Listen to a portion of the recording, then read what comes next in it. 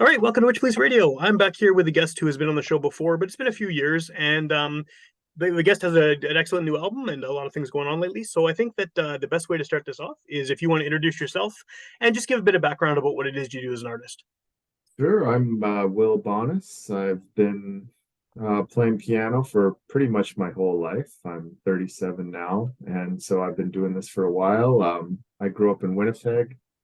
I've been on the scene for, yeah, a long time. I've spent some time in other places, but most of my career has been shaped in Winnipeg. I also do some traveling and play in other places as much as I can. But yeah, I would say I'm primarily based here in Winnipeg. Cool, and I think that that's where most people know you from too, is from all of your various roles within the local jazz scene. You've played on so many people's records, and your name sort of shows up in the credits of a huge kind of proportion of local jazz releases, and that seems to be kind of the case just in general. All of you sort of within the scene seem to play on each other's records, and your latest record is no different. You have a lot of sort of well known names in the local jazz community who are players on it. Yeah, for sure. I mean, it is a pretty small scene, so it makes sense that you would see a lot of the same names. But yeah, for this last record, I used a couple of people who you could consider locals that were on the previous record, and I also imported a couple people from Toronto as well, which was really fun. Cool. Well, maybe that's a good sort of direction to go in, just to start talking about this record. How do you sort of decide who you want to play on a record? Because I mean, obviously, from when you're writing the songs to then getting together with musicians and it developing that way, there's obviously a lot of steps in between there. How do you know, for example, a bass player? How do you know who's going to work? How do you know? Do you have an idea in your head when you're writing the piece that so and so would be good on this track or something like that? Yeah, I mean, I would say when I decide I want to do a record, I usually have a band in mind already. So I'm already at that point kind of writing with some specific people in mind. Um, so that kind of takes place usually before I decide to do some recording. Like I kind of decide who it's going to be with. And that's just kind of an intuitive process, I would say. Just from playing with people, you kind of over time you develop enough experience to know actually pretty quickly whether this is someone that you want to work with more. So you play with someone and it's just something clicks and you Yeah. just think this is like this is someone I want to play with. So that's generally been the case with all my personnel for the past couple records. It's been like these are people I've played with and very quickly realized that I wanted to record with them. Yeah. So it's more, I guess, about the sort of the fit with you in terms of having that experience of playing together and the way that you interact musically. Yeah, absolutely. It's definitely the fit with me. I mean, some people take different approaches to this. Sometimes people kind of cold call certain people that they just love their playing and maybe they've never actually played with them before. Maybe like a more well-known musician and they'll get them to be on their record. And I think that can be an interesting approach too. But I've always taken the approach of like people that I have personally like played with and experienced the dynamic. And it's not just musical, it's like I want to get along with them on a personal level as well. So yeah, it's that's kind of how I've done it. Okay, well that makes sense for sure. Yeah. Well, I wanted to ask you something about sort of this is not really related to the music on the record necessarily, but just I mean, I don't know if I asked you this last time, but just looking at the cover of this current album anyway, I mean the cover art is very striking. The visual elements of it. I know but that's not something you did personally, but as far as like the title of the record, "Is This a Dream?" and then the design and sort of the imagery that goes with it, what is your sort of role in that? I mean, obviously you're naming the record and you're approving the art and everything, but how much of that sort of visual aspect of it is something that you're considering um, as far as how you want these songs to be represented? Because you have vocals on maybe two of them, and it's instrumental music, right? Which is harder to sort of have a definitive image of, I think, than something with lyrics. People, you can give a designer an idea of what the lyrics are, and they can decide based on that, right? But this is obviously a different case. Yeah, I mean, yeah, of course. if you bring up instrumental music, yeah, it's always kind of like something where you have to create a story somewhat. Like it doesn't just emerge kind of automatically like it Yeah, would with songs that have words. You can kind of just draw from the words. But this music was really I thought evocative of like kind of different uh states of mind, I guess. Different feelings and states of mind, states of consciousness, dreamlike states, stuff like that. Um, so I kind of brought that idea and as well as the title, like I had the title and most of the track names already when I okay, approached the designer. So yeah, basically I kind of had the concept already. And she kind of came up with the this is Roberta Landreth. She kind of came up with the like the Rorschach inkblot thing. But she presented a few ideas, but I really liked that one because it was really like uh it's kind of like a what do you see in the image type thing. And like with instrumental music, I find that really interesting that like you can't really say it means anything objectively. It's always going to mean something a little bit different to every listener. yeah. So I thought that tied in really well with the theme. Yeah, well, and it is definitely, like I said, it's striking. Like throughout too, the inside of the liner notes and everything. It's very cool art, and it definitely, yeah, it has that Rorschach kind of vibe to it. And so that makes a lot of sense. That sort of personal interpretation of Yeah. the music. I guess like on that same kind of subject, when you're choosing the songs, because these aren't all original compositions, most of them are, but I mean, if you have an idea in your head, like this concept of is this a dream, and sort of what you were thinking, these songs, like you just explained with the different mental states and things like that. How do you select sort of the songs that are by other people that you're going to include in there? Because obviously yours, the things you're working on, original music wise, are going to have that connection. They're going to have that kind of similar vibe because you're composing them. But how do you know? How do you decide when something works with sort of your feel of a record? Right. That's a good question that I don't really have a particularly good answer for because I I know so many songs at this point. Like I kind of rely on my intuition for them to just sort of fall into place because I've played so many songs, especially jazz standards, and listened to so many of them um that they kind of just honestly fall into place kind of mysteriously. Like um all of these songs I had kind of been wanting to play.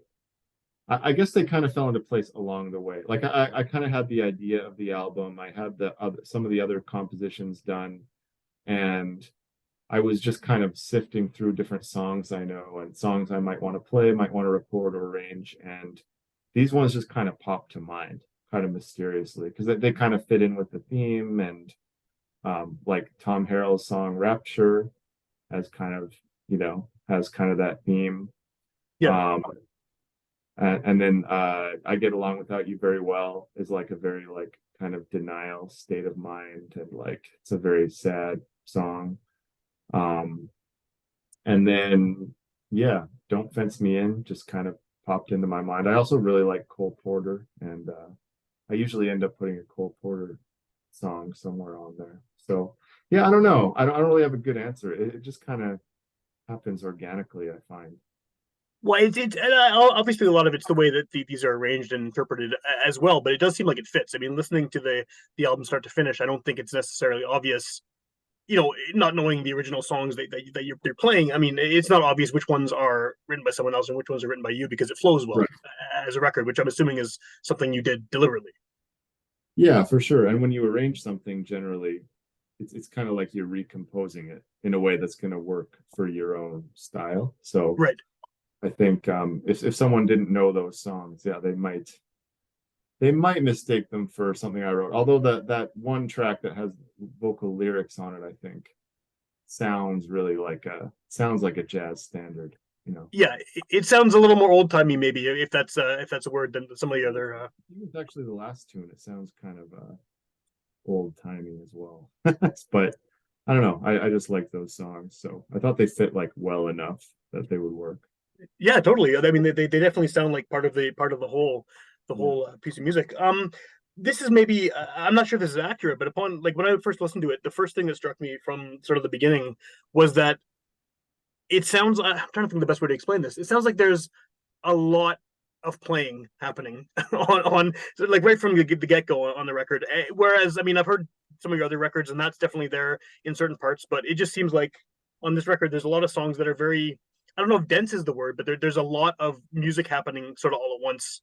Um, Whereas, I mean, I've heard some of the other stuff that is somewhat more sparse. I don't know if that's accurate or if No, that's you're something. right. You're right. It did end up being a pretty dense record. Um, I don't know how that happened. It just kind of did. I was hearing a lot of chords and a lot of harmonies and a lot of different textures too. Like I was really getting into different combinations of the instruments I used. So I thought that was like a really important element of the album. Is I've got clarinet on there, which is clarinet and vocals is a bit of a uncommon combination. And then the opening track has like clarinet and arco, like bowed bass as well. Okay. So there's actually two bass players on there. I thought that was really cool. I don't know if I've ever heard that combination before either. So I was really into the different textures and that kind of stuff. So Well, so how does that stuff work then if you're playing in the live setting? Because obviously in a live setting, depending on where you're playing and who you're playing with, you're not going to have necessarily the same amount of people on stage. You're not necessarily going to have the same instruments. Maybe you don't have a clarinet that day or whatever. When you have something that's dense like that, is that something you would just skip if you're in a smaller group, or would you reinterpret it to sort of fit with the instruments you have available? yeah, it depends what I have available. Like for example, I just did a tour with a bunch of this music, and I had this ensemble of the basic group of this record, which was the clarinet, voice, piano, bass, and drums. Um, so I was able to do most of this just as it sounds on the record, but like I didn't have that arco bass, so like because that was a separate bass player. And then I didn't have there's one track that has alto saxophone, so I wasn't able to so like I just didn't do those tracks. Like there's three songs on there I didn't do. And then we did a bunch of music from the previous record as well, which actually has alto saxophone. Okay. Um, so I just actually transposed all those parts for clarinet and they worked fine because it's kind of a similar range. So those ones I was able to do like pretty much all of the songs from that record. So, but if I didn't have clarinet, I don't know, like that's a pretty important part of the sound of this record, and it would have honestly been pretty hard to do. Like I might have just done some, I might have been able to do it with saxophone if I Yep. rearranged it. Probably would have worked fine. I think it would have lost a little bit of uh the sound of like what makes it what it is, but I probably would have transposed the parts for saxophone. If I didn't have a horn at all, I would just do different music for the most Right. part. Right. That makes sense. Yeah. Yeah. Why clarinet this time around? What drew you to the clarinet for these songs? Well, I mean, like I said, like I kind of when I meet and play with musicians I really like, I just kind of make that decision. Like if I have an upcoming recording I want to do, maybe this is the person I want to use. So I met Virginia in Toronto when I was spending about a year there, and I just really liked her sound. She plays the instrument in a kind of a different way from a lot of clarinet players. Like she plays it maybe more like with more of an approach that a saxophonist would normally take. And I just really liked that sound. So it was just because of this specific person, as opposed to like wanting clarinet in the first place. Um, yeah. So that's kind of what led to that. Sure, sure. No, that makes sense. Um, what has okay, well actually maybe before we go to the next topic here about the clarinet, now that you've done this, now that you have this record that has, a fairly prominent clarinet in a lot of the tracks, um, is that something you hope to kind of use in your repertoire going forward? Is more clarinet involved in what you're doing? Possibly, yeah. I mean, I have a couple other projects I'm planning. Like I would like to do um a solo piano record, and I'd like to do one or two trio records, like just piano, bass, and drums as well. So yeah, I would like to do some more with her in the future with Virginia. But probably not for a while. I Makes because just sense. because I have some other projects lined up right now. But yeah, for sure. I mean, I'd love to do some more. Yeah. What has the reception to this record been so far? I mean, I know it's very recently been released, but you're also coming off, I do know Victory and a very well received record Mhm. before this. So I mean, I imagine there's a some amount of pressure. I think we probably talked about this last time you were on the show because you had just won. But Yeah. yeah, what is that like now, knowing that you have this out in the world and people have this maybe higher expectation on you than Right. they did a few years before? You know, yeah, someone else asked me this the other day, and I told them that like actually I feel less pressure because like I already have this award and I don't particularly care if I get it again. I mean, it'd be nice, but like I actually feel less pressure now. Like I just made a record that I really liked the sound of. I believe in all the music and I really I didn't feel like I compromised on it in any way or anything like that. Like I just played the music I wanted to play. I wasn't even I wasn't thinking about like winning more awards or anything like that. So actually it's been great. Like it's been not too much not no pressure for me really that I'm feeling. It's starting to get some good reviews. Like yeah, like you said, it was just released a couple weeks ago, so I'm still kind of waiting on getting some more feedback on it. But based on what was happening on this tour we just did, we played a bunch of the music. The audiences seemed to really love it. People Cool. were buying records and they seemed to be loving the music. So yeah, it's been going great. That's Yeah. awesome. Yeah, that's what you want, right? You want that Yeah. kind of reception to it. Yeah, Yeah. yeah. What kind of what did the Juno thing mean for you? I mean, obviously it's great to win the award and have your music recognized like that, but in terms of just opportunities and getting your name out there and getting you sort of more well known outside of the scenes that you're currently sort of a main part of. Yeah. It's been really great. Like it's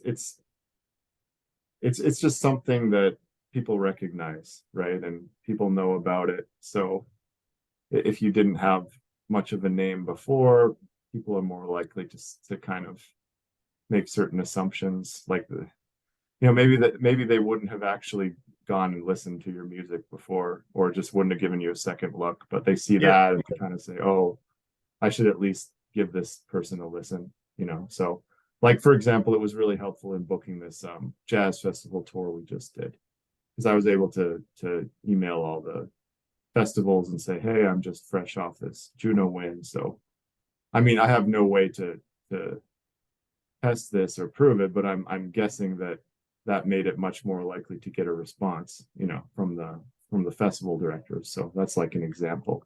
yeah. Well, and they can use that to promote the show too. Look, we have a Juno award-winning Yeah, musician who's exactly. playing. Yeah, Yeah, because that they think, yeah, I can put that in the, you know, in the program and yeah.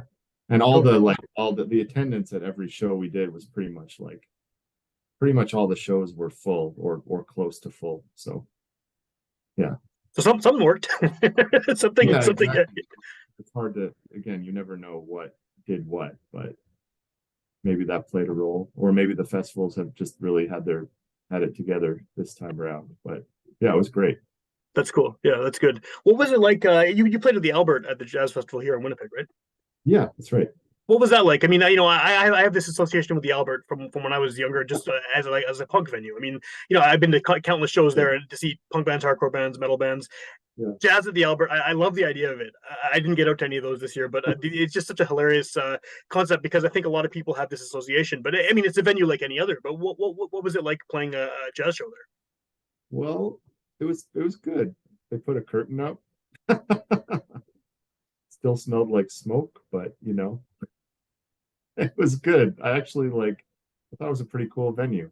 Yeah, I mean, there's a piano in there, which they brought a piano in, so that's important for me. Um, I think that like the shape of the room works really well. Like there's not really any bad seats in the house. totally. The sound was good. The sound tech was good. Yeah, like I thought it worked really well actually. Well, hopefully that kind of thing is something that happens more. It just getting sort of unexpected and non-traditional types of music in venues that are known for one thing, right? I mean, there's so many people doing all different kind of stuff now. It'd be very cool to see more of that happening. Yeah, I mean, if you have a stage, yeah, if you have a stage, then that's all we really need. Can make anything work for the most part. Yeah, totally.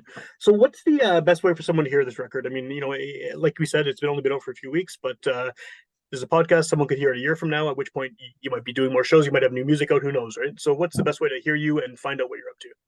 Sure. Yeah, I mean, honestly, search my name, Will Bonness, and like everything pops up immediately. Website, Instagram, pick your thing. Like I'm on every platform essentially with the exact same name, Will Bonness, everywhere. So that's yeah.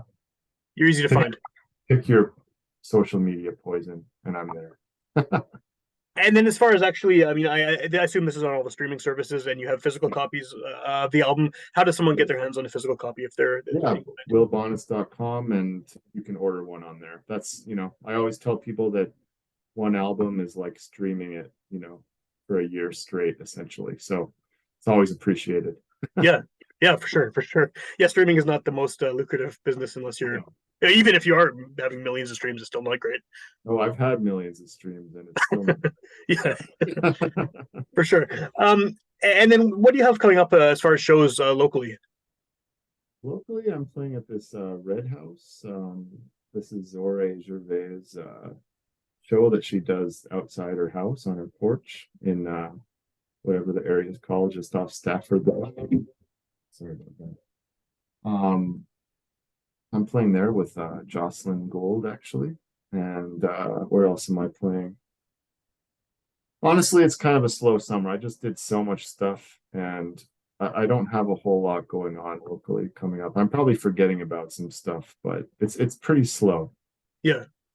Do you? I love those Red House shows as as a listener. I mean, I go to as many as I can, and do you like that kind of setting? I mean, do you have a preference? I mean, that's basically a house show.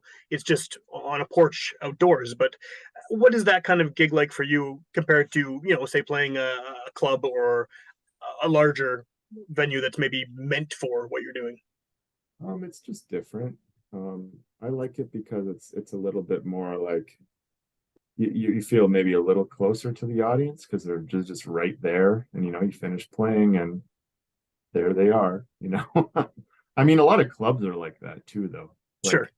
Like we played at a club last week where it was like you play it and then there's nowhere to go. Like the only direction to go is directly back into the audience, essentially. So it's honestly kind of the same. It's just outside. Yeah. So Yeah.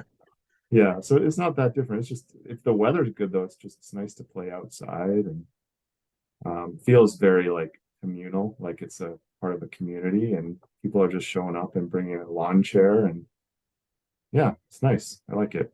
Yeah, yeah, it definitely has that community vibe for sure. One thing I was going to ask you, this is maybe a weird question, but before I let you go here, I've noticed that looking at your various photos on social media when you play shows and you've been touring and posting images and videos and things from the shows. Is there is there like a jazz uniform that you wear because you seem to be dressed very similarly in every one of these photos, and it's definitely, and it's not just you. I mean, a lot of jazz players seem to have not a formal look to them, but it's definitely more formal than the t-shirt and jeans kind of vibe that Like a lot of halfway other. there. Yeah, Yeah. yeah. Is that something that you just prefer to do when you're performing, or is there some kind of unspoken sort of you need to be a little bit No, some people have all kinds of, you'll see people play in a suit and tie and right? you see other people play in a t-shirt. I just, and sometimes my band is a lot more casual than I am. They'll wear a t-shirt. But yeah, I just like to go in between because I really generally dislike wearing like a full suit and tie thing. Yeah, I don't think anyone likes that. But Yeah. I also want to like be sort of dressy. So I usually just throw on a jacket and call it a day. Wear some decent shoes. Yeah, just somewhere in the middle. Right on. Yeah. Sorry, I know it's a strange question, but it's just you notice it more in jazz, right? That there's people who are somewhat dressier than I mean, obviously than like a punk band or something, but they have a different dress Yeah, I code mean on. it's just yeah, it's probably just more kind of tradition, I guess. Like there are certainly a lot of people who play much more casually too, though.